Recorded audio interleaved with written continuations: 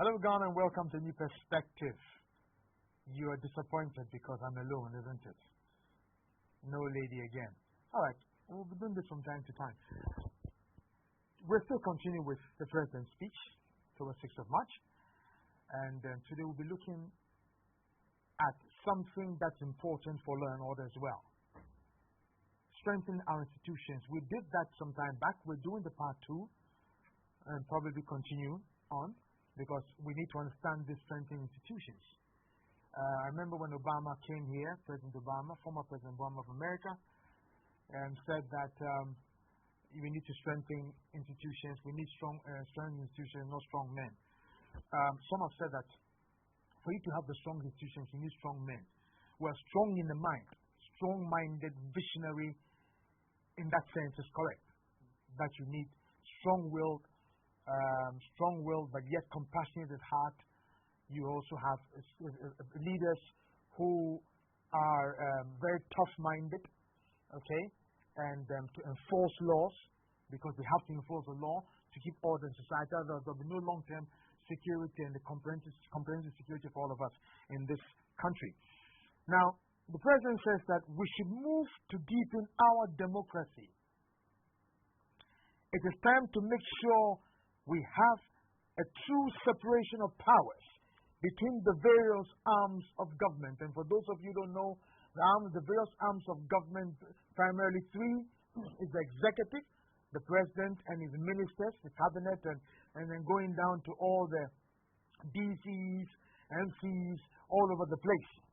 Then you have also the legislature, which is the parliament in Ghana, which all interests are brought on board and conflicts are resolved and laws are formulated and made and passed. And that also is a check on the executive, like the president and his ministers. So whatever they do has to go to parliament for approval or must be within the laws that parliament has formed or formulated. Then you have, the judiciary.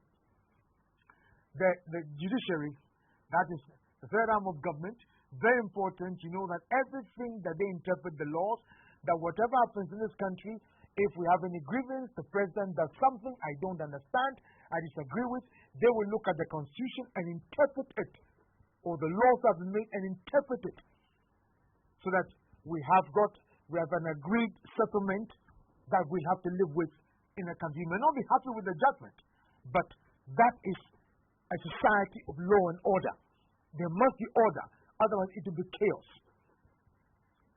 In the Bible, in Judges, the last verse, there's a scripture that says, and in those days Israel had no king, and everybody did what was pleasing to him or herself.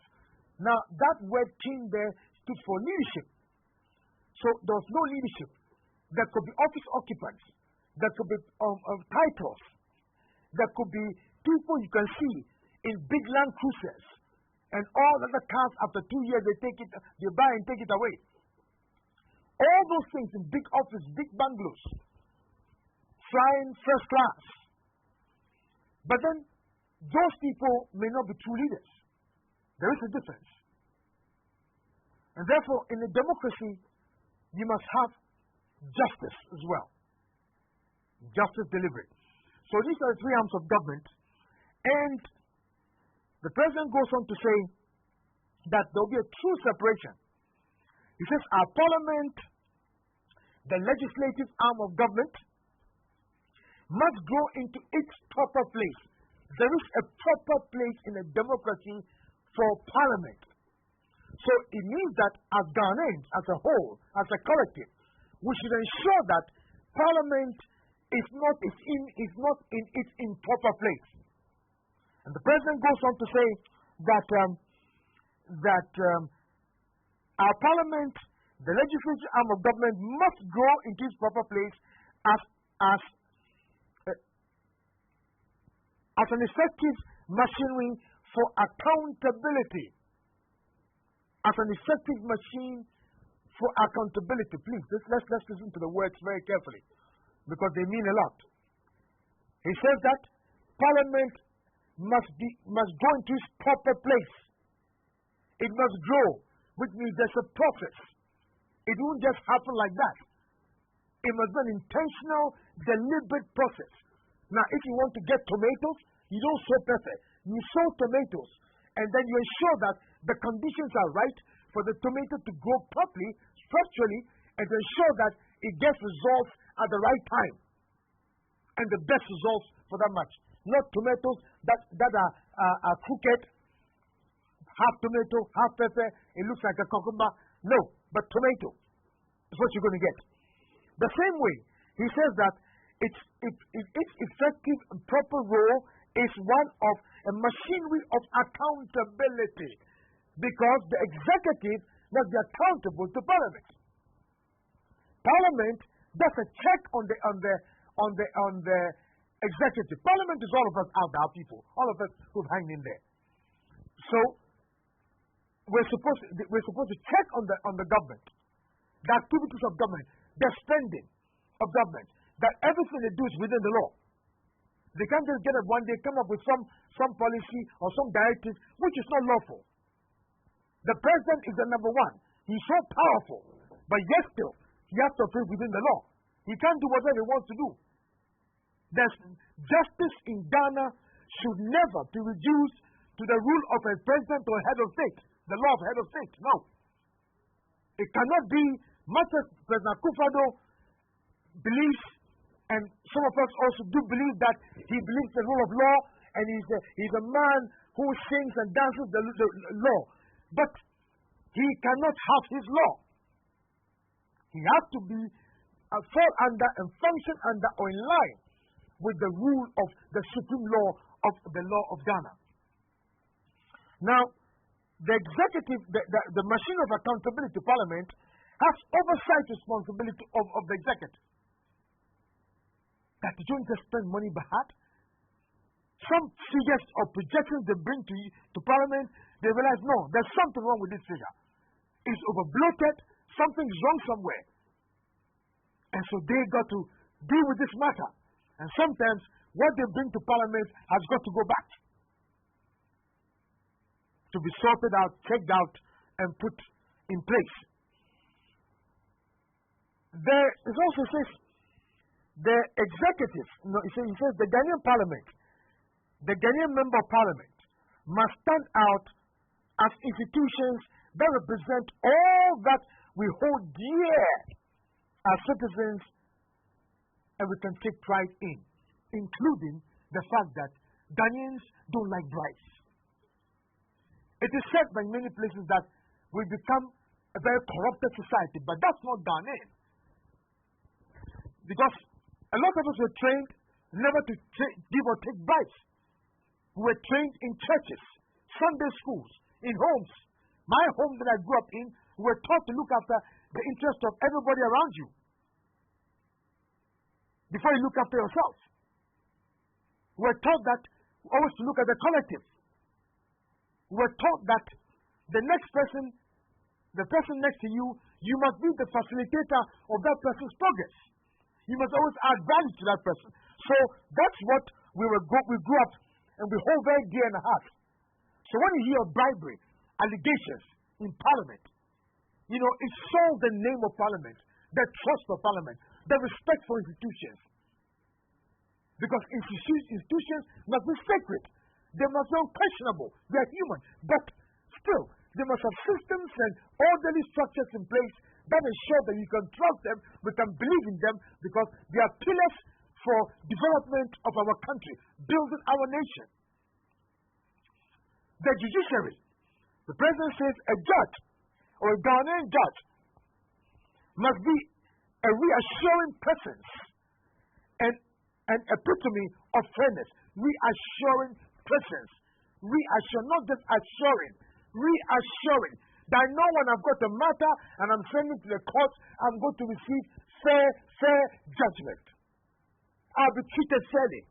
If an investor comes to Ghana, which is one of the considerations for going to any country, that they'll get, if they have a matter with a Ghanaian citizen, or they have a matter with the law, that when they go to the court, they'll be treated fairly. Not because, Ghanaian, he's a gay Ghanaian, so the judge and us will connive and do something. No. It must be fair.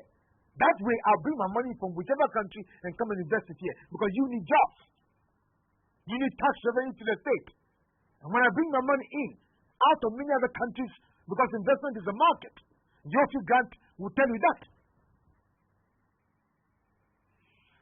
Then, of course, there are institutions, the executive itself, the presidency especially, should ensure that it has got the best standards of excellence, morality, ethics, and everything. Everything we desire in our society, as the president says, it must also be not just in parliament, as he said, but it must be with its own executive. He himself, as the president, his vice president, the ministers, DCs, MCEs, and all the various appointees of the president. I have said here before that I don't want a station where we hear that two people in the presidency or two people in the government are making two different conflicting statements. So what happened with the senior minister, Yalsafu Mafu, and also the finance minister is not healthy. Sometimes people could read meanings into them, that there's some power play, whereas there may not be any such thing.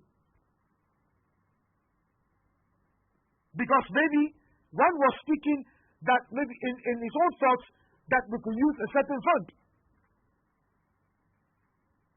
And one who manages the finances and is organizing everything says, this is how because I'm the one here doing the thing, although there's a management team, I have full responsibility, and this is how we're going to work it out. So let's make sure that we're orderly, we're intact, that we don't become untidy and make the president look untidy, or the presidency look like there's a power play and all kinds of things happening there. In every presidency anyway, there's some amount of power play all over the world, but it must be managed very well. Conflicts should be found there. So our institutions have got to be stronger. I've laid this foundation. We're going to continue with that, strengthen our institutions, because we need to understand that at 60, going forward, that's what we have failed to do as a country. We have put human beings, or the human being, the personalities, above the strength of the institutions. So the human beings have become the strong men who are there, who do whatever they want to do, who flout every law, who disregard the institutions that they're even functioning in, or disregard all institutions. Political slavery is unacceptable. It's acts like these that are also allowing people or enforcing or inspiring people to do more justice in this country. Our political actors and the institutions, the way they disregard institutions. But we must put our house in order. The presidency must put its house in order and orderly. Statements, everything, spellings, everything must be right. Because you are the point of our high ideals of our society. My name is Charles Sam, and I've delivered you a new perspective. God bless you all as you rise with a new Ghana and transform our nation to make it great and strong. Catch you.